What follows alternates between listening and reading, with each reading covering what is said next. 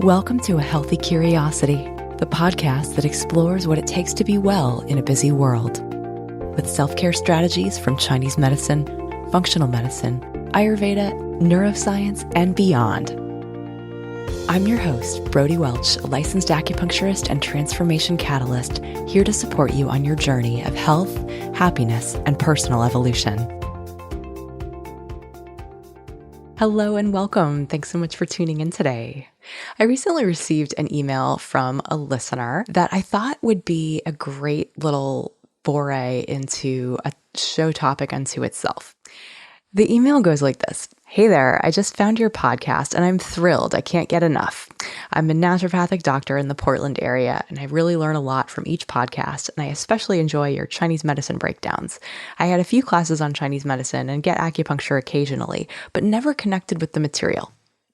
He goes on to say, I'm mostly treated with acupuncture covered by insurance and not herbs when I visit my local acupuncturist. Would love to hear a discussion on how both herbs and needles are, I'm assuming, important to Chinese medicine treatment, and perhaps more on damp heat and the most common Chinese medicine presentations. So first off, thank you to Daniel, naturopath from Portland, for writing to me and letting me know what you'd like to hear more about. I always love hearing from my listeners and what you all are interested in learning about. Also, would love your help in sharing the show. If you do appreciate what you hear here, let someone know, because I would love to be able to reach more people with the information that could help them.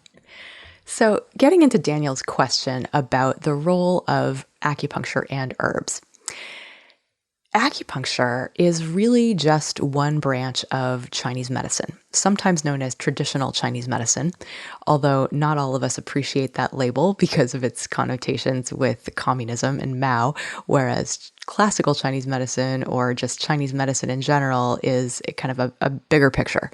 It got standardized in the 20th century in ways that some may say are limiting, but some may say are potentially useful in that it allows a lot of people to have a common framework for understanding different patterns of disharmony that occur in the body. And that really is what Chinese medicine is all about, is looking at what is out of balance in a person's ecosystem and working to correct that balance through a variety of means. Acupuncture is just one of the ways that we go about trying to correct that balance. Other ways include Chinese herbs, also counseling around lifestyle and diet, really how to live, and how to make choices that steer in the right direction of correcting that balance. Another branch is body work. Another branch is exercise, which in Chinese medicine is not necessarily exercise like we think of it in the West, but qigong, or a moving, accessing, breathing and moving and visualizing all together. So meditation is sometimes seen as a branch of Chinese medicine. Anyway, it is difficult to treat, for example, the microbiome with acupuncture alone.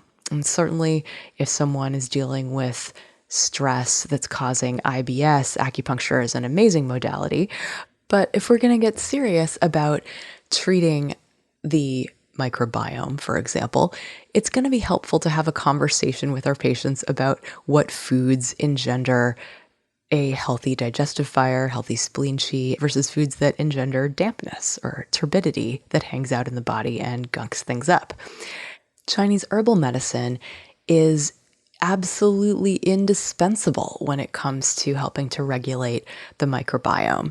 And the study of Chinese herbs is just as in-depth and sophisticated and complex as the study of acupuncture. So when we study herbal medicine, we learn about 400 single herbs. We learn about the taste of these herbs, whether they're bitter, sour, sweet, salty, pungent, astringent. We learn about whether they are heating, warming, neutral, cooling, or cold. And we learn what channels they enter. For example, some guide to the lungs, others guide to the liver or the kidneys. And all of this can be pretty hard to translate to a layperson because we have a different conception of what these organs are responsible for. It's like, yes, a lot of those functions overlap with Western physiology, what we think of as these organs do in the body, but we also have a larger conception of their effects on the movements of energy in the body. And sort of that there's this a whole deeper Chinese medicine physiology theoretical basis that one needs to understand in order to make sense of how to use the herbs. So then these herbs are combined into formulas, and most people who study Chinese herbs learn a few hundred, maybe like 100, 125, 150 formulas that are commonly used today for different patterns. And these formulas are recipes that have stood the test of time, that have been handed down, and they're very, very specific, not only to the patterns that they rectify, but also potentially for the phase that a particular pathogen is in the body.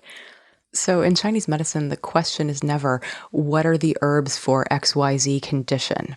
The question is always, what are the herbs for this person right now? Perhaps an easy example to help deliver this point is the common cold. So certain kinds of colds and flus and viruses that we get that affect the respiratory system can make us achy and drippy and have a headache and feel lethargic and feel chilled. And we're going to call that a cold versus a very different presentation of something that starts with a sore throat and develops into perhaps a fever and some yellow mucus. And that's going to be much more of a hot cold, the heat scorching the throat, the heat making the mucus yellow as opposed to the cold, which is the drippy nose. And so we're going to treat them with very different herb formulas. It's not enough to just say, well, what herbs are antiviral or what herbs are antibacterial.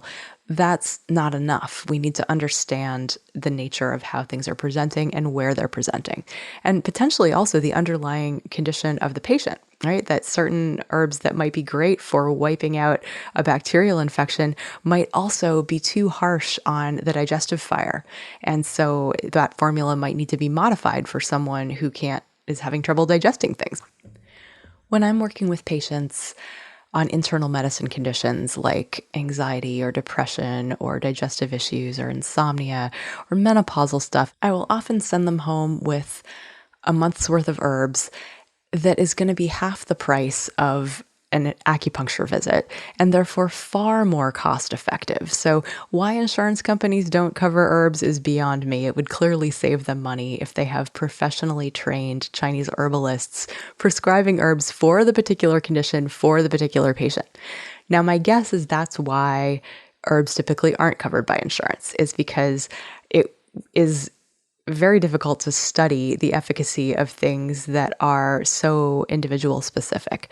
So not all acupuncturists are trained in Chinese herbology. It is, as I mentioned, quite a serious undertaking to study Chinese herbal medicine, and a lot of schools just teach acupuncture and not herbs. So that may be why Daniel is getting acupuncture and not herbs from his provider. It also may be that insurance just is not going to cover Chinese herbal medicine because we are not at the point of having the requisite studies in place to prove that each and every one of these hundreds of formulas that has been passed down through the ages is actually effective for a given condition at a particular time for a different particular presentation.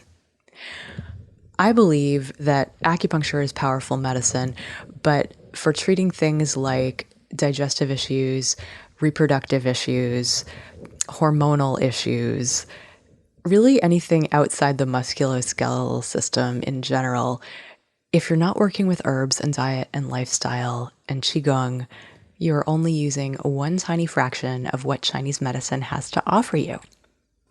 One last thing that I'll say about herbal medicine is that it is also not one herb for one condition. These synergistic blends exist so that some of our more decisive herbs have their perhaps harsh effects mitigated by other herbs that are in the formula to even things out. And so it can be a profound way of treating gut microbiome disharmonies or menstrual issues. It can be unsurpassed for painful periods. It is very common in my practice for people who have experienced pain with their periods or heavy periods or irregular periods, all that kind of thing.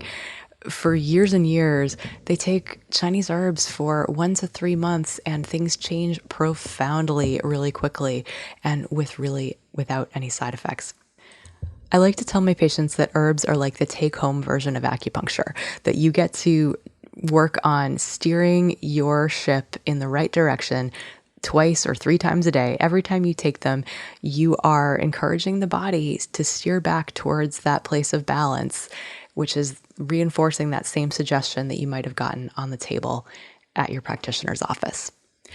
For those of you who are super interested in Chinese medicine and want to learn more, I do have an online course on the subject called The Basics of Chinese Medicine, Your Inner Ecosystem. So head on over to brodywelch.com and check it out. It's on the Classes and Meditations page. And now for today's interview. Hello, hello, and welcome to A Healthy Curiosity. This episode is going to be awesome because it has to do with something that we all need to be taking care of way earlier than we think, and that is our bones. I'm going to be talking with a real kindred spirit and a super amazing expert on the subject. Margie Bissinger is a physical therapist and integrative health coach. She has worked with clients in the prevention and treatment of osteoporosis for over 20 years. She's the author of Osteoporosis, an exercise guide. She's also the creator of Move Today, a statewide exercise program in New Jersey, and Happy Bones, Happy Life, which is an online program to help prevent and treat osteoporosis and osteopenia. Margie helps people achieve optimal bone health through whole food, exercise, mind-body relaxation techniques, and happiness training. That may sound familiar to listeners of this show. And Margie is also a member of the New Jersey Interagency Council on Osteoporosis and is a certified happiness trainer and just a lovely person. Margie, welcome to A Healthy Curiosity. Thanks so much for joining me today. Oh, so good to be here, Brody. Thanks for asking me. So just before we pressed record on this, you mentioned that it's really important for younger people, especially, to be thinking about osteoporosis at an early age. And I'd love for you to just fill us in on why this is something that we need to be concerned with, like way before it's like an immediate concern. Oh, that's such a good question because most people think of osteoporosis as something they need to deal with as they get older. And it's not something that affects them when they're young. But the truth is, everyone at every age should worry about, not worry, but take care of their bones because actually, we women receive 85 to 90% of their bone. They achieve that by the age of 18. And in men, it's 20. So much of what we do when we're younger impacts our bones, what we have when we're older. So it's sort of like a bank. If we're doing the right exercises and putting forces on our bones and eating food that nourishes our bones when we're young, then we have this bank full of bone to draw upon later if we lose some bones. So I really believe if we take care of our bones when we're young, or that we're not going to even have osteoporosis. It doesn't have to exist. So it matters at every age. And it's just not something that's in people's awareness because they think of it Yes. as an older person's, something that happens only when they get older. And I remember being stunned to learn that things like the birth control pill, which is, of course, prescribed to teenagers and young women a lot, can actually prevent that natural bone density increase that can be happening early on in life. Yeah, so many things. It's so interesting the way people take care of themselves today and the food and just there's so many things that impact the bone. And, our society is so much more sedentary. It's just a lot of the forces that normally would go on our bones aren't going there. And it's creating this epidemic. So living a sedentary life, that this is part of why we're kind of all at risk, is because we're not bearing weight on our bones as they were designed to have. Exactly. Yes. And jumping, things that people do when they're young. The bones respond to the forces placed upon them. So when people are jumping, when people are active, running, doing normal daily activities and just having fun, they're getting these forces. But when we're not, then the bones are, the bones, when they've had astronauts in space, it's shown that when you don't use it, you lose it. And there's even been studies where people have been on bed rest and they've lost almost 1% of their bones per week. So when it's very important that we get the forces on it. Inactivity is a very big risk factor for osteoporosis. I'm curious what other of those risk factors might be. Like we've just mentioned two of them. It's like one is taking something that interferes with your body's natural ability to put on bone mass and not doing the things that not using the bones the way that they're intended, that to where the body's getting the signals of like, oh yeah, you need to be keeping up, you need to be building. What else might be in the way? Well, also diet or digestion, if there's any problems, and this is sort of something that's not typically known, one of the things that most doctors don't tell people. But if you have a digestive issue and you're not absorbing your nutrients, then they're not getting into the bones. And for bones to be strong and develop, they need the nutrients and to stay strong. So I think any type of digestive issue is a huge risk factor. I'm so glad that you brought that up because, well, first off, in Chinese medicine, we associate the digestive system with the spleen and stomach, and it's an axiom in Chinese medicine that diseases of the spleen will affect the kidney. And so and kidney governs the bones in Chinese medicine. So it's the kind of thing where like absolutely we need to be processing the resources that it takes to put that good yin into our bones. And so and especially I would imagine like having enough hydrochloric acid in your stomach in order to break down calcium, for example. I'm glad you brought that up because it's so interesting. That's again not something because so many people are on the proton pump inhibitors, and because they have digestive issues and they've been on those from their physician because of heartburn or for whatever problems that they're having, and so indigestion. And so what happens is they don't have enough acid, so that's not breaking down, especially the protein. And there's a Dr. Wright who's done major studies on this. And he's found actually that I think it's 90% of the people that he's seen with osteoporosis have reduced stomach acid. So it's really a good point because if you're not breaking it down, you're not going to absorb it and it's not going into the bone. So that's a really great point. Yeah, we're not what we eat, we're what we digest. And Exactly. that's like one of the reasons why all of my patients, I spend so long asking them about, I used to just ask, how's your digestion? And people would say, fine, because they have no idea what that means. And so just taking a moment and unpacking like what clues that you might not be absorbing all of your food could include things from the stomach up, like acid reflux, regurgitation of food itself, a feeling of distension or bloating in right below your rib cage, feeling gassy or bloated, having loose stool, having constipation, having nausea, having discomfort and in the abdomen. I mean, people even just like if you're reaching for Tums or even a couple times a week, it's like that's a chronic issue. It's not just depending on what you eat. And so making sure that you're being kind to your digestive fire, building up your digestive capacity is really critical if we're going to be able to process the nutrients that we need, not only for our bones, but for everything. And so yes, I love that. I love what you're saying because people accept things as normal. Oh yeah, I'm a little bloated. Everybody's a little bloated. Or, right. oh, I'm constipated. I go every 3 days. That's normal, isn't it? People don't even think until you bring it to their awareness that maybe this is something that can be improved. We just all accept, oh yeah, that's just the way it is. I'm getting older or whatever it is. I've had this my whole life. Right. And so Right. it's just such a good point that you bring up. And Right. the other thing I think that's interesting with the bones, and I know you appreciate this with the Chinese medicine and everything you do, is that the bones are not in isolation. So when there's something that's going on with the bones, there's other things going on in other parts of your body. And I actually look at when people get the diagnosis of osteoporosis, so often they're afraid and they conjure up all these ideas of being frail and falling and fracturing in the hump. But in reality, I sometimes say there's a silver lining because it's a message to you that you can really reset your system. Like maybe everything isn't great and where can we start? And then once you start making these positive changes, then everything gets better. So in the end, Yeah. you're stronger, you're healthier, you look better, you feel better, you're happier, less stressed. So many great things happen once you start taking care of the things that maybe aren't getting the attention that they need. So Yeah, I love that. It just recognizing that really any diagnosis can be a wake up call, and and that it's really easy to feel like I know in my life that when I've gotten a diagnosis that doesn't feel good, it can feel really disempowering. But then being able to come around to, okay, well, what does this mean that I get to do to take care of myself? Right? What's the invitation here? If I'm having a dialogue with my body rather than a top down commanding of what my body needs to be doing for me, for the ego, the mind, that really we can come back to a very different relationship inside ourselves. oh, that's great.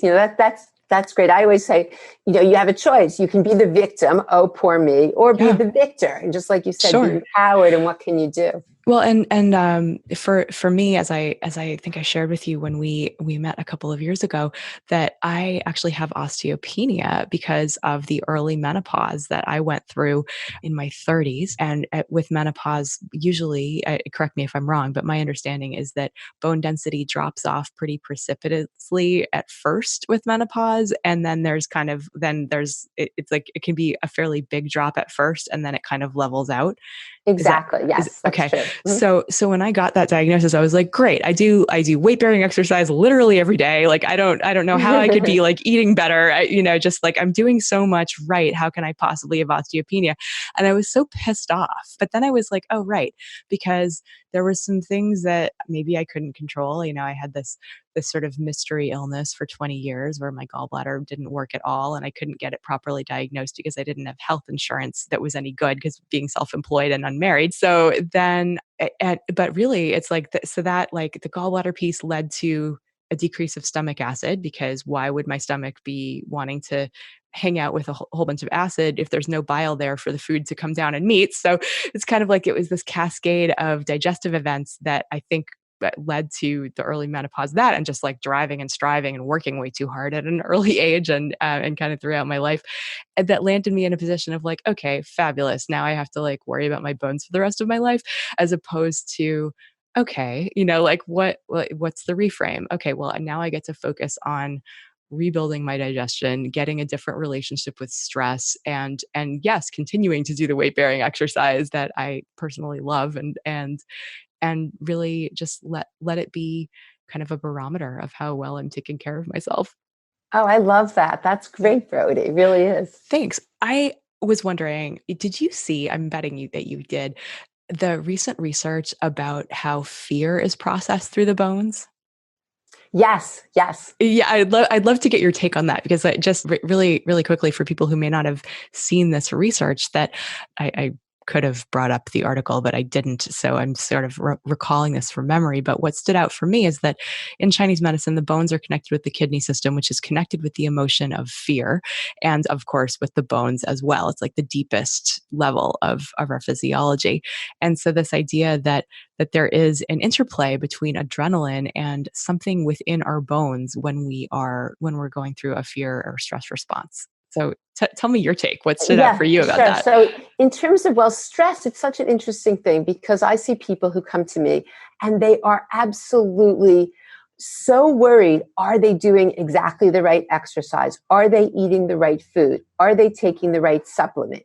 And they are so stressed out, they don't realize that stress in itself is really a significant risk factor in osteoporosis.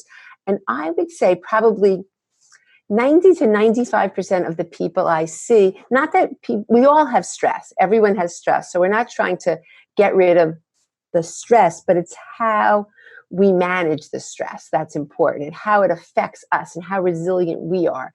And then when people learn the techniques, it's really life changing. So the reason is that cortisol is the body's stress hormone. And what they found is that cortisol reduces the bone building cells. It actually reduces the activity in the bone building cells. So there's a true correlation between increasing your stress and cortisol. And I think fear is one component of that as well, and reducing bone density. So I think, it's something that's very important. And I think just as you know, that when people learn techniques so they can reduce their stress and reduce how they react to their stress so they can be more relaxed, It's amazing. It's just so amazing how everything gets better. I mean, I've seen, I think every organ in the body gets better, and things that were bothering them start to improve, and digestion, and just, it's a whole cascade of positive events that happens. So that's my take on it. I wasn't Yeah. surprised, because fear is just a part of stress, and it's also goes with the happiness that I work with. Fear is something that is anti-happiness. Yeah, pretty much the antithesis of happiness. Yeah, Yeah. yeah, And yeah. that's really just to revisit the kidneys for a moment from a Chinese medicine Yeah, I perspective. love this When perspective. when when we go into fight, flight, freeze, right? Adrenaline and cortisol are released. Those are very yang hormones, right? We need to get out of danger quickly if we are in fact creatures fighting for our lives or needing to flee for our lives. It's this big jolt of yang energy, this upward, outward, active, moving, hot. Like that is the nature of yang. And too much yang burns up the yin, or that if there's too much heat and over time, like heat in the heart, this chronic anxiety, that kind of picture, that there it's going to be depleting our kidney yin, which is quite literally the bones, also quite literally the egg of the menstrual cycle, quite literally that those are both physical manifestations of kidney yin, and why stress has a definite and immediate impact on those aspects of our physiology.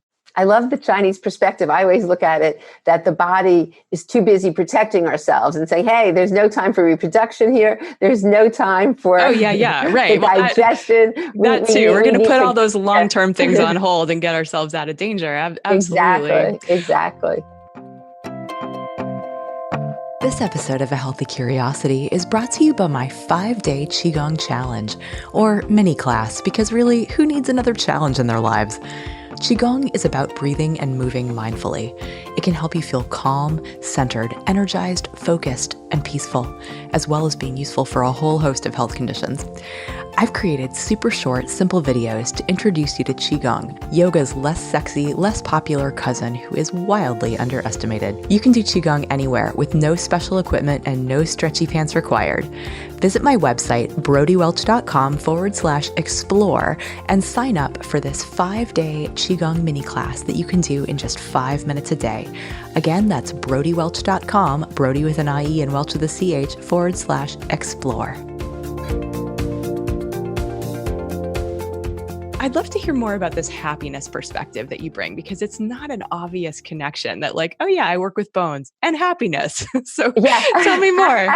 I'll tell you basically my background, so that will maybe put it in Please do. perspective. Well, in Yeah. terms of the bones, though, they have shown studies that life satisfaction and happiness is correlated with increased bone density. So there actually is, studies done that support the research in terms of happiness and bone density, why it's something to work on. But I've been teaching happiness for over 30 years, and my story goes back to a time in my life that was not very good. Something wasn't a great situation, and I got through it. And I was working in Chicago in a clinic with outpatients as a physical therapist, and dealing with chronic pain, back, neck pain, and people were really miserable. And they would say to me, oh, you're so happy. What are you doing? And if they'd only known what I had gone through, which was a bad marriage, being day 2 on my honeymoon, finding out that the person I married had been seeing someone for the entire engagement. We had lived in different cities. But so it wasn't a great situation that I had just come from. Whoa.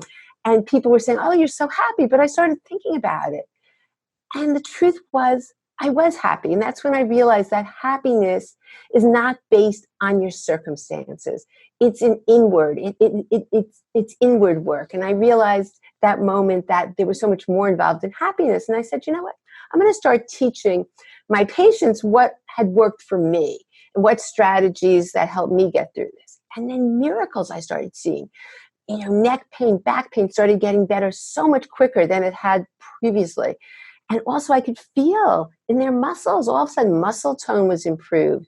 It was just, I couldn't get over it actually. And people were starting to enjoy their lives. Mm. So after that, I just said, you know what? I'm going to teach this to everyone that I work with. And then I also got more training. I really worked on positive psychology, and I went through a training program to teach happiness. So I've done a lot of things, but it's sort of, I think, my secret sauce. That's It's wonderful. so powerful.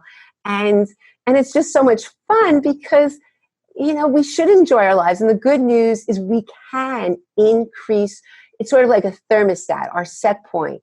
We can increase our happiness set point. That's the best news. There's just so many things we can do. It's not like, oh, I'm a cup half empty person, you're a cup half full. Everybody has the ability to raise theirs regardless of where they start. So it's really exciting. Yes. Oh, I love that. And what a thing to have gone through that. I can imagine how stunning that must have been and shocking. And then to be able to kind of able to share what had been working for you with your people, such a gift. Can you share what was a powerful practice for you in terms of your I own think a couple of happiness? things. Yeah, I think a couple of things. I think the victor victim is very, very important because when we're living in victimhood, that's the fastest track to unhappiness. So I think when a situation occurs, instead of focusing on the situation, like, oh, poor me, here I'm in this situation. I mean, the story was even way worse, but I'm living in a place I don't know anybody because I had moved to Minnesota. I didn't know a soul, and here I find this out. But instead of focusing on that, it's focusing on solutions. So I think that was one thing. That's so important, right? Like that just yes, like things happen to us and sometimes they're really shitty and like it's easy to go to the victim mode, but recognizing like, okay, I'm going to take responsibility for what I can take responsibility for. I'm going to align with being powerful. Exactly. And then when you figure out when you focus on the solutions, great things happen. So that's one. The second thing is seeing that if there's any gift in this, like most things, whenever we go through a challenging experience, at the other end, there's a gift or there's a silver lining or there's something that occurs. And sometimes if you know that going in, that's very helpful. Like you may not connect the dots at the time, but so that's two. And I'll tell you my gift in a minute. And the third thing I think is that forgiveness. I think that's what really got me through the most. That I did Mm-hmm. not hold a grudge against him. I just said, you know what? And it's not that you think what the other person did was good or that you condone that. But for you, you must forgive if you're going to move on in your life. And so I forgave immediately. And I think that's something so many of us hold on to things. But it's like taking poison and expecting the other person to die, you know? Yeah, yeah. So anyway, so I think those were the big things. And also mindset. I always would teach people because we're born really focusing more on the negative. Because back in the caveman days, we had to be more concerned if there was a tiger outside our door than if someone said something nice to us. So that's sort of how we're programmed. But we can change that, by focusing on the good. And there's techniques to rewire the brain towards positivity. So I think all those things are what really make a big difference for people. But for me, there was a silver lining because I was originally from New York and lived in Boston prior to moving to Minnesota. I didn't want to go back because I didn't want everybody feeling sorry for me. So I moved to Chicago, which I never would have moved to, and who lived like across the street from me.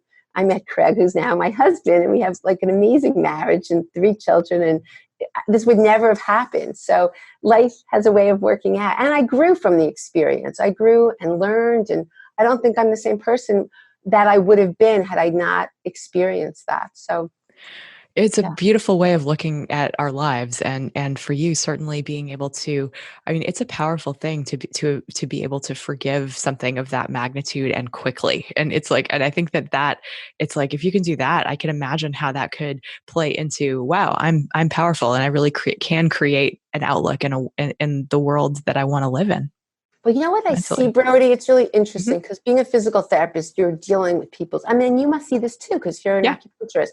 So you see what happens. You see the muscle tone, and people hold on to things. And like, I will never forgive that person. And it's just holding them back. And it's incredible what happens when they are able, through different processes, to forgive. And they don't even have to see the person to forgive, but when they're able to do that, they can move on in their life. And so many things that I think illnesses even and muscle tone and pain can really improve. It's just I've been working with this now for 30 years and I just see these things all the time. So I think Awesome. yeah, I think holding grudges and not forgiving is really a negative. Yeah, I love the quote that you will not be punished for your anger, you'll be punished by your anger. Oh, that's great. Yeah, Yes. I forg I that was something that I heard in acupuncture school. I don't know who said it originally. That's great. I wanna get back to some of the fundamentals of diet. because it's like we touched on it a little bit, but I know that there's some myths out there, right? Like a lot of us grew up watching milk commercials, for example, Yes, right? Tell yes. us that milk is how we build strong bones. And then there were studies that were coming out saying that the correlation between milk consumption and hip fractures is a positive one, right? That people who had the most dairy actually had the weakest bones. And so I know like probably there's a zillion, you can make a study say anything. So who knows about like what's happened then, but I'd love to know sort of if you can help us sort out fact from fiction with respect to like how, I mean, obviously cows are getting their calcium from the leafy greens that they're eating, but what do you think are the most important things for us to know about diet and bones? Yeah, because I think what's happened is, people see their doctor and they're just told a few things. They're told calcium is really important, and they're told probably go on calcium and vitamin D. Most doctors now look at people's vitamin D levels and do tell them about vitamin D, and they're told probably do weight bearing exercises. And that's probably the extent. So a lot of people think, okay, I have to increase my calcium. And they think that a good diet for your bones is dairy products. Let me just increase my milk. Let me increase my cheese. Let me increase. And the reality is the countries that consume the most dairy have the highest rate of osteoporosis. So it's certainly not the panacea. And milk can be very inflammatory, and a lot of people have issues with milk. So, right. And there have been studies showing that there's not a correlation. If anything, too much milk can cause problems. So my favorite way is through the leafy greens, just like you said. And the other thing about calcium, before we even get there, and this is what I see on a regular basis, people are getting too much calcium. So they're getting calcium in their diet, and then perhaps their doctors are giving them additional calcium. So they might be taking, 1,200 milligrams. The National Osteoporosis Foundation in this country, it's different in different countries, says that anybody over 50 should have 1,200 milligrams of calcium. So people are getting some in their diet, and then they're getting additional calcium. They may be taking 1,200 milligrams in supplements. So they're getting too much. And too much calcium by itself, there have been some studies that have not been promising, showing there's a possible, nothing's conclusive, but enough evidence that there's a possible relationship with cardiac issues, kidney stones, joint pain, because where is this calcium going? So I think that's a huge problem that I see, that people are getting too much calcium. And what they're not getting, what's not stressed, because the doctor, as I said, is telling them the calcium and vitamin D, and vitamin D is very important. But what they're missing, there's there's a lot of things. It's sort of like a symphony. K2? Yes, K2 is huge. I think K2 takes the calcium, puts it where it needs to be, and also sweeps it out of the soft tissue.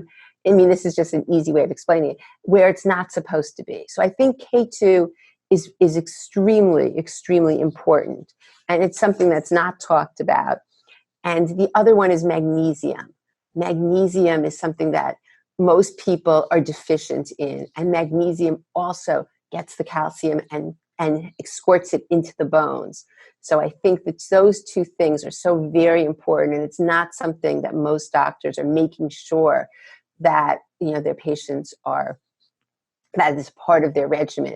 But back to the leafy greens, though, in terms of diet, when you can, food is amazing. When we can get things in food, the leafy greens have so many things. They don't have K2, but they have K1.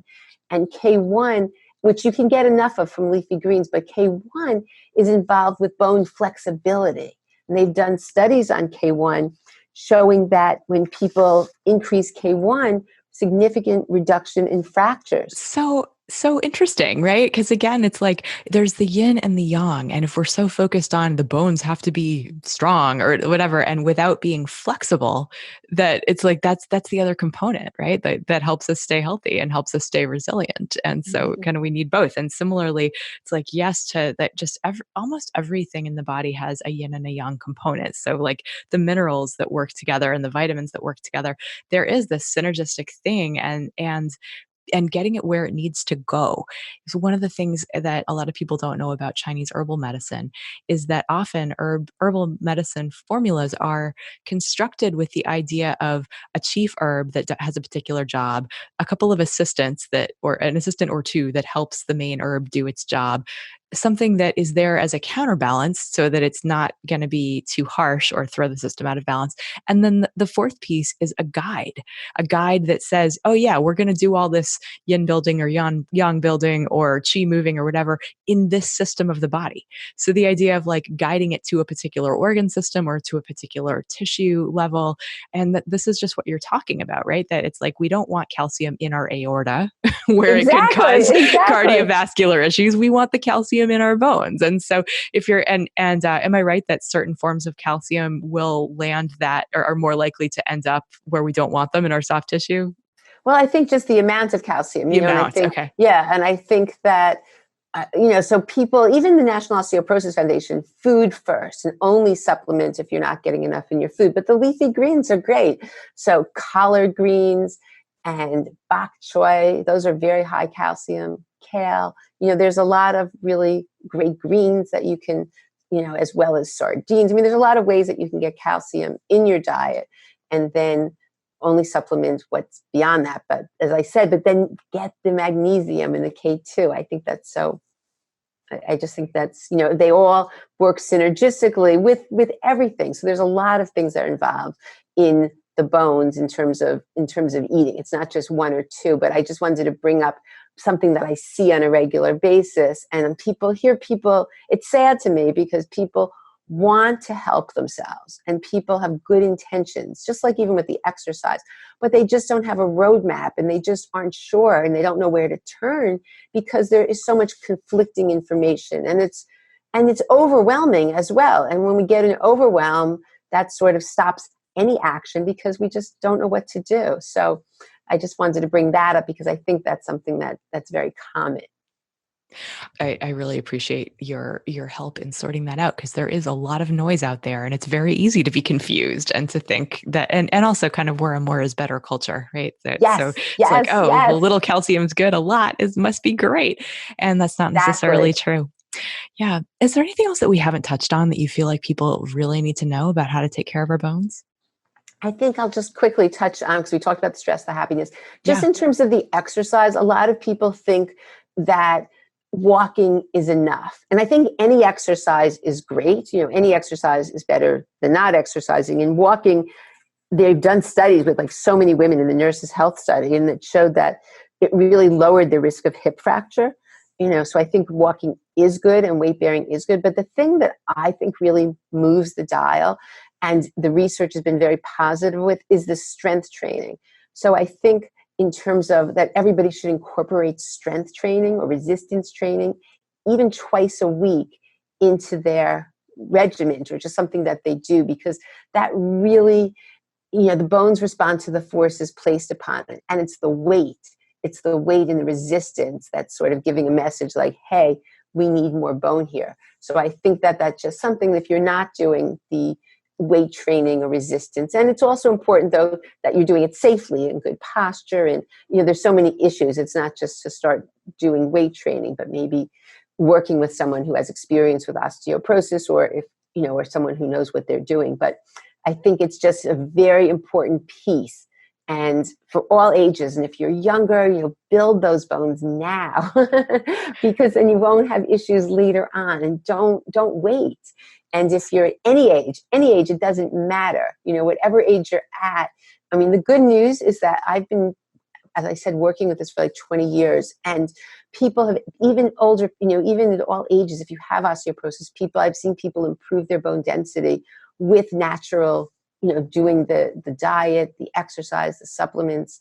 It works. And finding the root cause, because if there is an issue, like we talked about before, we need to deal with that. You can't just say, I'm just going to exercise and Right. That there's two sides of the equation. And so like you can be eating all the healthy food, but if you're not digesting it, there's going to be a problem. You can be doing all the exercise, but if you're still stressing out and in fear that you're depleting your kidney energy, you're depleting your kidney yin. And so you got to plug the holes as well as filling up the bucket.